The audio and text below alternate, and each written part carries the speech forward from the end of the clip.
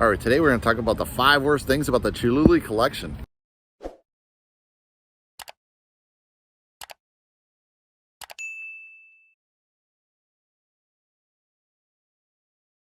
So one of the downsides to the Chihuly collection is there's no real cafe on site. There is a cafe right next door. There's 2 cafes next door, so I don't think it makes any sense for the museum to have its own cafe per se. You can run a low staff, and you can enjoy a coffee outside. So the museum isn't that long, so I don't think you need a coffee break inside of the museum.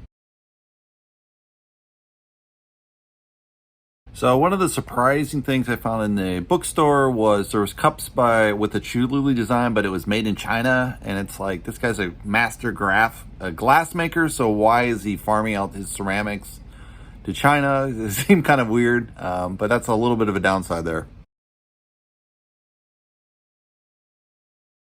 So one of the small flaws I'd say about the Chihuly collection is the bathrooms aren't really spectacular. There is one set, so I think it's adequate as far as people need to go to the restroom. That's what they're mainly there for. But it would have been nice if he'd kind of done maybe the lighting with some of his glass sculptures. I think that'd be a major improvement. And, just a little bit over the top for a museum. I think that makes more sense for a museum. So one of the small flaws is the parking. They do have a garage, but it's not obvious that you should go in there. I actually passed by it and then ended up parking on the street parking. Luckily, that area isn't super busy when I went, but it could be a major issue if you're down to major tourist times, especially during the winter season. You might have a little bit of trouble finding parking at the Chihuly.